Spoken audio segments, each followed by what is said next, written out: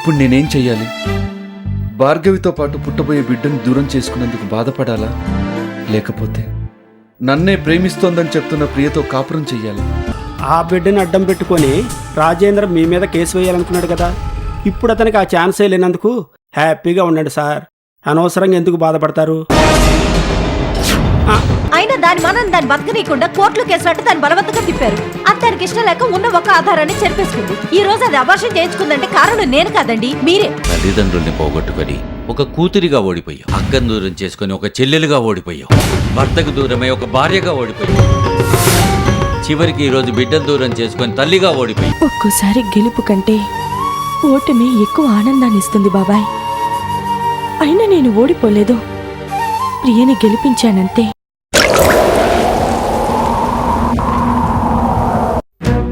దాన్ని ఎప్పుడో వదిలేసావు కదా, ఇక దాని కడుపు ఉంటే నీకెందుకు, పోతే నీకెందుకు? మనుషుల్ని దూరం చేసుకున్నంత తేలిగ్గా మనసుల్ని దూరం చేసుకోలేమన్నయ్య. కొన్ని బంధాలు తెగిపోతే ఉండే బాధ ఏంటో అనుభవిస్తేనే కానీ అర్థం కాదు.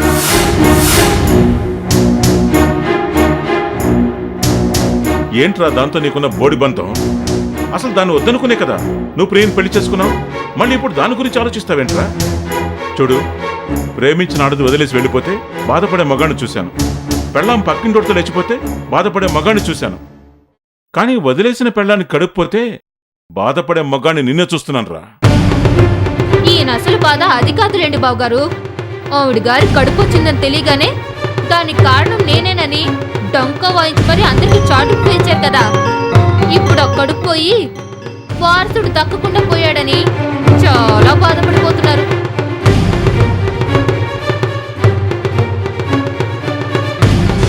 చిచ్చి, అది మన ఇంటి కోడలే కానప్పుడు దాని కడుపులో పుట్టినవాడు ఈ ఇంటి వారసుడు ఎలా అవుతాడు?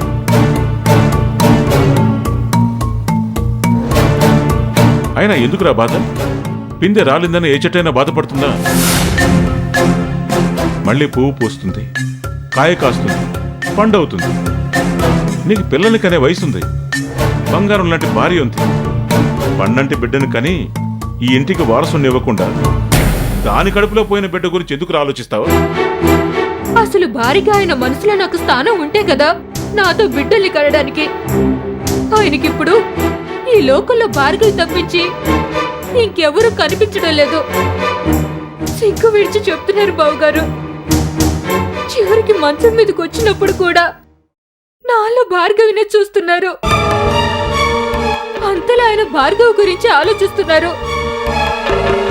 ఒకవేళ నా కడుపులో బిడ్డ పుట్టినా ఆయన దృష్టిలో ఆ బిడ్డ భార్గవికి పుట్టినట్టు. చూడరా చూడరా ఎలా కన్నీళ్లు పెట్టుకుంటుందో. ఇంట్లో ఆడది కన్నీళ్లు పెట్టుకుంటే ఆ ఇంటికి క్షేమం కాదురా. అయినా నువ్వెందుకులా చేస్తున్నావో నాకు అర్థం కావడం లేదు. కొన్ని బంధాలను వదలకూడదు, వదిలిన తర్వాత వాటి గురించి ఆలోచించకూడదు. అసలు భార్గవి కడుపులో పెరుగుతున్న బిడ్డకి తండ్రి నువ్వేనని చెప్పి చాలా పెద్ద తప్పు చేశావు. దాన్ని ఆధారంగా చేసుకుని ఆ రాజేంద్ర DNA టెస్టులు చేయిస్తానని చెప్పి నన్ను బెదరగొట్టి చంపేస్తున్నాడు. మన అదృష్టం బాగుండి దాని కడుపు పోయిందిరా. దానికి సంతోషించకుండా బాధపడతావేంటి చెప్పు? చూడు, జరిగిందంతా మర్చిపోరా. నీ భార్యతో సంతోషంగా ఉండు.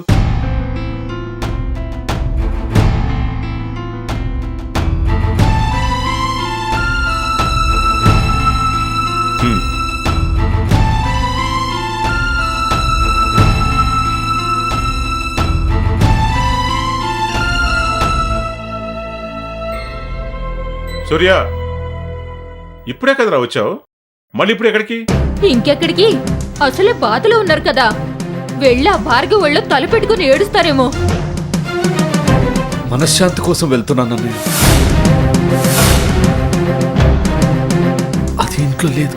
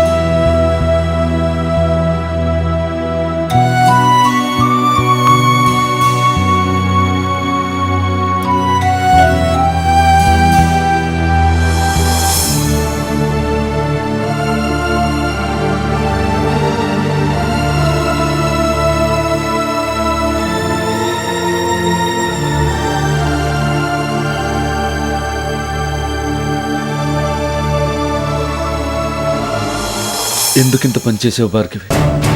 నువ్వు చేసిందేమన్నా నీకు న్యాయంగా అనిపిస్తుందా? కడుపులో ఉన్న బిడ్డేం పాపం చేసిందని కడతేర్చావు.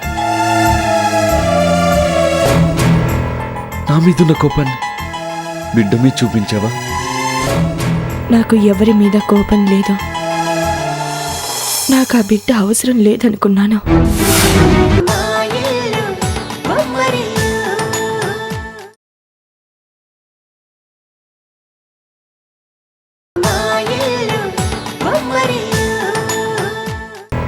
నా మీదున్న కోపాన్ని బిడ్డ మీద చూపించావా?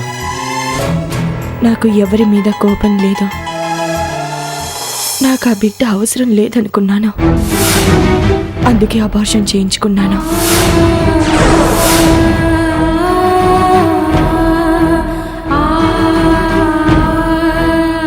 అయినా న్యాయాన్యాయాల గురించి మీరెందుకు ఆలోచిస్తున్నారు?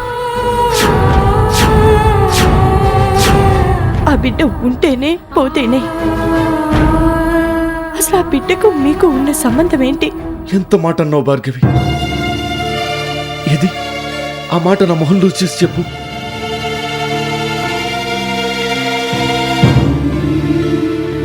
ఆ బిడ్డకి నేనేం కానా? ఆ బిడ్డ గురించి నేను ఆలోచించకూడదా?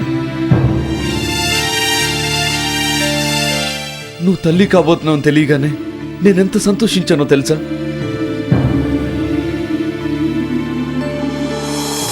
పుట్టబోయే బిడ్డ గురించి ఎన్నో కలలు కన్నాను భార్గవి.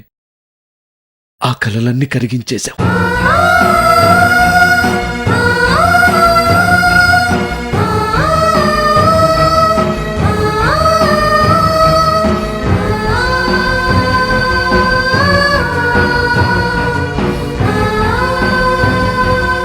అయినా బిడ్డను చంపుకునే హక్కు నీకెవరిచ్చారు?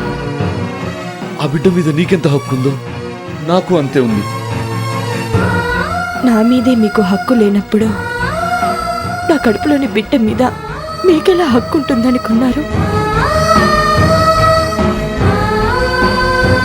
అసలు నాతోనే మీకెలాంటి సంబంధం లేనప్పుడు ఇక నా కడుపులో ఉన్న బిడ్డతో మీకెలా సంబంధం ఉంటుందనుకున్నారు? నువ్వెందుకు ఇలా మాట్లాడుతున్నావో నాకు అర్థమైంది భార్గవి. నేను చేసింది తప్పే, కానీ నేనేది కావాలని చేయలేదు.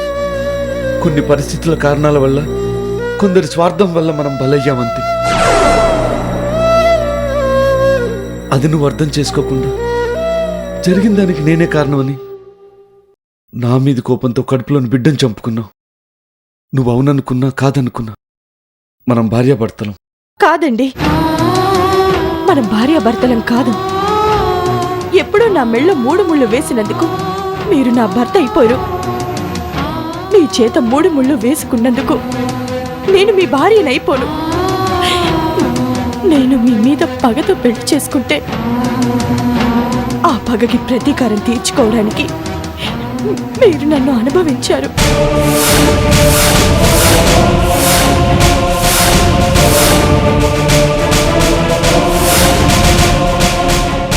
అదెప్పుడో తెలుసా? మీరు నా భర్త అని గుర్తుపట్టలేని పరిస్థితిలో. అసలు ఏ బిడ్డకైనా తండ్రిని తల్లే పరిచయం చేస్తుంది, కానీ నాకు అవకాశం లేదు.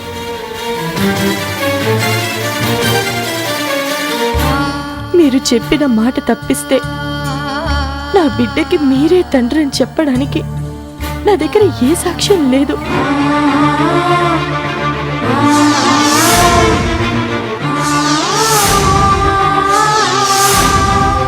అలా పుట్టబోయే బిడ్డ నాకెందుకు చెప్పండి?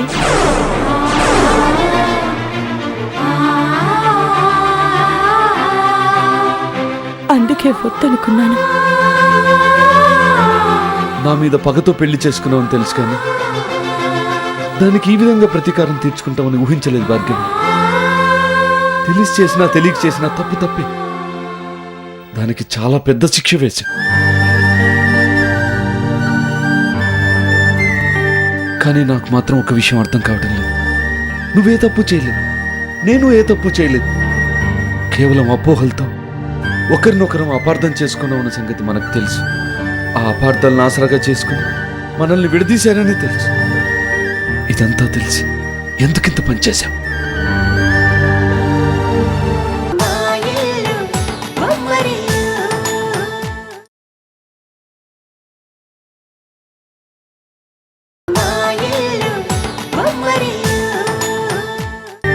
కానీ నాకు మాత్రం ఒక విషయం అర్థం కావడం లేదు. నువ్వే తప్పు చేయలేదు, నేను ఏ తప్పు చేయలేదు. కేవలం అపోహలతో ఒకరినొకరం అపార్థం చేసుకున్నాం అన్న సంగతి మనకు తెలుసు. ఆ అపార్థాలను ఆసరాగా చేసుకుని మనల్ని విడదీశారని తెలుసు. ఇదంతా తెలిసి ఎందుకింత పనిచేశాం? చెయ్యని తప్పుకు నిన్ను శిక్షించుకొని నాకెందుకు శిక్ష వేశావు?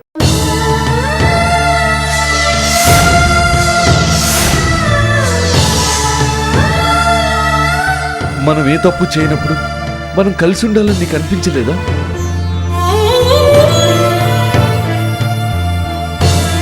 మన బిడ్డతో కలిసి సంతోషంగా ఉండాలని నీకు అనిపించలేదా? ఎందుకింత తప్పు చేశావు?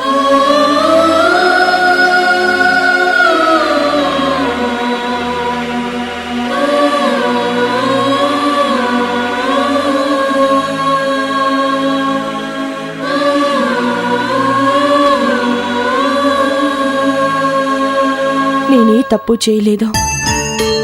మీరే చాలా తప్పుగా ఆలోచిస్తున్నారు. మళ్ళీ మనం కలవాలని ఎలా అనిపిస్తోంది మీకు?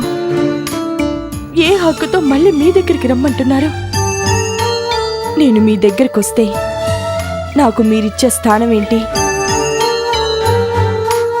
ఒకవేళ అది భార్య స్థానమే అయితే ఇప్పుడు భార్యగా ఉన్న ప్రియ పరిస్థితి ఏంటి? అసలు దాని ప్రస్తావన తీసుకురావద్దు భార్గవి. దానివల్లే మనకి ఈరోజు గతి పట్టింది. దాన్నేం చేసిన పాపం లేదు. మీకు అప్పుడు చెప్పాను, ఇప్పుడు చెప్తున్నాను. ఇందులో ప్రియ తప్పేం లేదు. తనేం చేసినా మీ మీద ప్రేమతోనే చేస్తుంది, నా మీద పగతో కాదు. అయినా మీరు కావాలనుకుంటున్న ప్రియను వద్దనుకుని మిమ్మల్ని వద్దనుకుంటున్నా నన్నెందుకు కావాలనుకుంటున్నారు?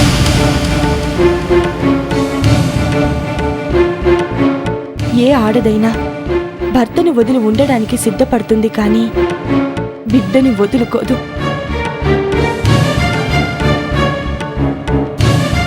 అలాంటిది బిడ్డని వదులుకున్న నేను ఇక మిమ్మల్ని ఎలా కావాలనుకుంటాను?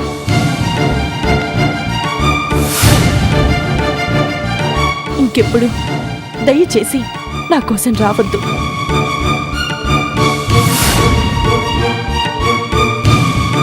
ప్రియతో సంతోషంగా ఉండండి. ఇప్పుడు బాబా ఇంట్లో లేరు కాబట్టి సరిపోయింది. లేదంటే మీకు ఇంకో అవమానం జరుగుండేది. నా మూలంగా ఎవరూ అవమానపడ్డం నాకిష్టం లేదు. దయచేసి ఇక్కడి నుంచి వెళ్ళిపోండి.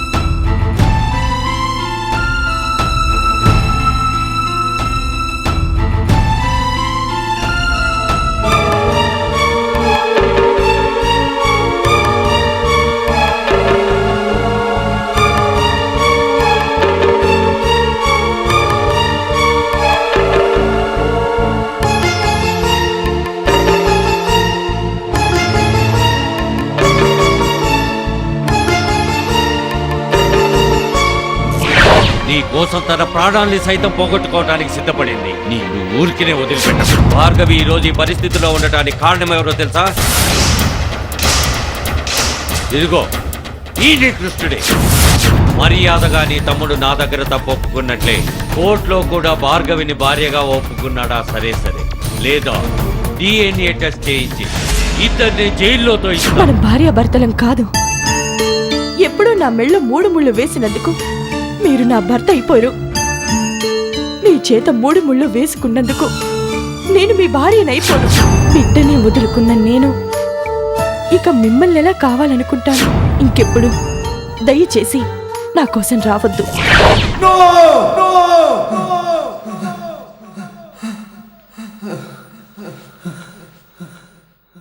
నా భార్గవి లేకుండా నేను బతకలేను. భార్గవి,